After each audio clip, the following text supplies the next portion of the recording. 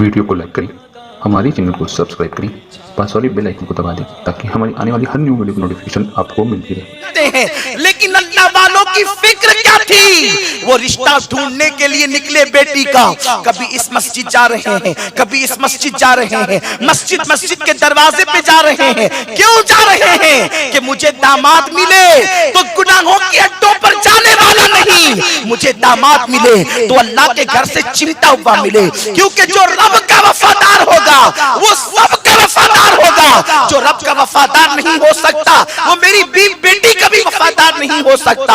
आखिरकार एक नौजवान को मस्जिद से लगा हुआ पाया, उसको देखा, उसके चेहरे पर नूरानियत थी। अल्लाह अकबर। उस नौजवान से कहते हैं, बेटे तुम कंवारे हो या शादीशुदा हो? उसने कहा कि बाबा मैं तो कंवारा हूँ और अभी तक मेरी शादी नहीं हुई। वजह यह है मेरे पास कोई मकान नहीं, किराए के मकान में रहता हूँ, मेरी कोई मुस्तकिल आमदनी नहीं, मजदूरी करके 2 रोटी इतना पैसा कमाता हूँ, एक रोटी सुबह को खाता हूँ, एक रोटी शाम को खाता हूँ। कहा बस आप बताएं कि आप शादी करना चाहते हैं? उसने कहा लेकिन मेरे पास तो कोई इंतजाम नहीं। कहा कि इंतजाम मैं करूंगा और तेरे साथ एक अच्छे घराने की लड़की के साथ शादी करवा दूंगा। लड़की तहज्जुद गुजार है, लड़की तिलावत कुरान करती है, लड़की इबादत की पाबंद है, लड़की जो है वो तकवा शियार है, लड़की की खूबी ये है, सारी खूबियां गिना डाली। और उसके बाद वो नौजवान हैरत से देखता रहा,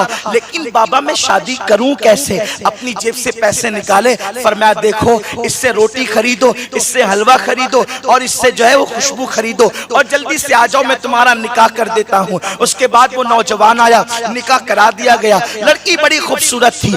इस 3 दिन के अंदर निकाह हो गया। और उसके बाद जब बादशाह का इल्ची आया तो आपने फरमाया किसने कहा बादशाह को कि मेरे घर में लड़की मौजूद है? अरे नादान, जो लड़कियां कंवारी होती है, बगैर शौहर वाली होती है, उसके निकाह दूसरों के साथ किए जाते हैं। मेरी तो एक ही बेटी थी और उसका निकाह तो मैं कर चुका हूं, अब मेरे घर कोई बेटी नहीं है। बादशाह को यह कह के रुखसत कर दिया, बादशाह के एलची को यह कहकर रुखसत कर दिया। अब हुआ क्या है? लड़की की रुखसती का वक्त करीब आता है। एक बाप अपनी बेटी को उसके शौहर के घर पहुंचाता है। अल्लाह अकबर। वो बेटी कितनी पाकीज़ा ख्यालात की थी। वो बेटी जो है अल्लाह अकबर जब अपने शौहर के घर गई तो शौहर के घर जाने के बाद क्या देखा? सुराही के ऊपर एक रोटी रखी हुई है। उस लड़की ने शौहर से पूछा, मेरे सरताज ये रोटी काहे के लिए रखी हुई है? शौहर ने कहा, बेगम आज हमारी शादी हुई है, आज हमारा निकाह हुआ है, रात हम खुशियों में गुजारेंगे और जब सुबह होगी तो इस रोटी से आधी मैं खाऊंगा और आधी तुम खाओगी, इसलिए मैंने आज रोटी बचा करके रखी है। लड़की फौरन उठ करके खड़ी हो गई और कहने लगी, इसी वक्त मुझे अपने बाप के घर पहुंचा दो, तुम्हारे साथ मेरा निबाह नहीं हो सकता। उस जवान ने कहा, मैंने तो पहले ही सोचा था, एक शाही खानदान की बेटी जो नाज़ो नम में पली है वो मेरे साथ कैसे जिंदगी गुजार सकती है? मैं तो 2 रोटी कमाने वाला इंसान हूँ, यकीनन मेरे साथ यही होना था, लेकिन तुमने मेरी गुर्बत का मजाक उड़ाने के लिए क्यों निकाह किया? लड़की ने कहा, मैं जो अपने बाप के घर पहुंचाने की बात करती हूँ, तुमने उससे मतलब क्या लिया? शौहर कहता है, मतलब ये लिया कि मेरे घर में एक ही रोटी देखकर बड़े बाप की बेटी वापस जाने के लिए तैयार है।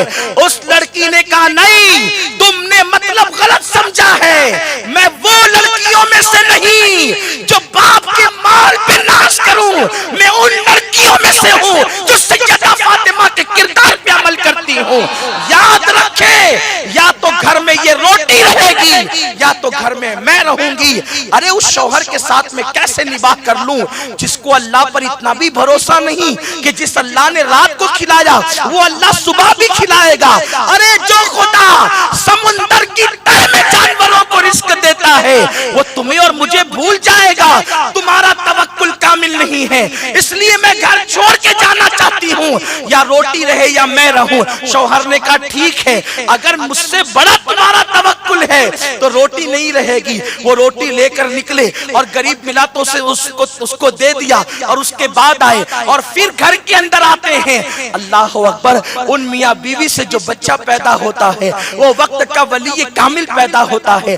آپ غور فرمائیں, اگر قوم کی بیٹیاں اتنا نہیں کر سکتی, اور ہمیں معلوم ہے دور کے حوالے سے اتنا تقویٰ تو آپ اختیار نہیں کر سکتی, کم سے کم اتنا تو کر سکتی ہے کہ اگر غریب شوہر مل جائے تو غریب شوہر کے ساتھ نباہ کر لو, اسے تنگ مت کرو, اس لیے کہ اللہ اکبر یہ تقدیر کی بات ہے. تقدیر کے ساتھ سمجھوتا کرنا یہ ہم سب کی ذمہ داری ہے. تقدیر سے لڑ کر کے نہ کوئی کامیاب ہوا ہے, نہ تم کامیاب ہو سکتی ہو. مولا کائنات کے پاس ایک شخص آ کر کہتا ہے کہ یہ تقدیر کیا ہے. اس وقت مولا علی نے فرمایا ایک پیر اٹھا لے. اس نے ایک پیر فوراً اٹھا لیا. فرمایا دوسرا بھی اٹھا لے. اس نے کہا نہیں اٹھا سکتا. فرمایا اسی کا نام تقدیر ہے. نہ تو مکمل طور پر مختار ہے, نہ تو مکمل طور پہ مجبور ہے. تدبیر بھی ہے, تقدیر بھی ہے. اے خاتون جنت کی کنیزوں, رشتے جو میاں بیوی کے ہوتے ہیں وہ آج جنت سے آتے ہیں, آسمانوں سے آتے ہیں. اللہ نے تمہاری تقدیر میں جو شوہر لکھ دیا اب اسی کے ساتھ نباہ کرو, عزت کے ساتھ نباہ کرو. غریب ہے تو نباہ کرو, امیر ہے تو نباہ کرو. اللہ کے حبیب علیہ الصلوۃ والتسلیم فرماتے ہیں جو عورتیں غریب شوہر کو تنگ کرتی ہے اور ان سے بے جا مطالبات کرتی ہے, ایسی عورتوں پر جنت کی خوشبو بھی حرام ہے. اور جو عورتیں غریب شوہر کے ساتھ نباہ کرتی ہے ایسی عورتوں کو اللہ جنت میں میرا پڑوس عطا فرمائے گا. سبحان اللہ. اے خاتون جنت کی کنیزوں, اپنی سوچ تبدیل کرو. بائک پہ گھومنا کوئی ہنر نہیں, زیور زیادہ ہونا کوئی فضیلت نہیں. فضیلت تو یہ ہے کہ تمہارے پاس تقوی موجود. تقوی نہیں ہے, اللہ سے رشتہ مضبوط نہیں ہے, اسی لیے ذہن بھٹکتا رہتا ہے. بچہ بیمار ہو گیا تو چلو کسی پنڈت کے پاس, چلو کسی سادھو کے پاس, چلو کسی دیوی کے پاس. اور حالات اب یہاں تک ہو چلے کہ مسلم خواتین برقع پہن کر کہیں بتوں کی پوجا کرتی ہوئی دکھائی دے رہی ہے, کہیں پنڈتوں کے پاس نظر آ رہی ہے. مجھے بتاؤ, جو بیت الخلا کر کے پانی نہیں لیتے وہ تمہارے بچوں کو کیا شفا دے سکیں گے؟ شافی تو میرا اللہ ہے, اور میرے اللہ نے ولیوں میں وہ طاقت عطا کی ہے کہ ولیوں کو بھی اللہ نے شفا دینے کی قوت عطا کی ہے. ارے نادان, بچہ بیمار ہو پنڈت اور دیوی کے پاس نہ جا. بچہ بیمار ہو میرے غوث کو پکار. ارے جو مردوں کو زندہ کر سکتے ہیں کیا ان کی دعا سے تیرے بچے کو شفا نہیں مل سکتی؟ سبحان اللہ. نعرہ تکبیر, نعرہ رسالت.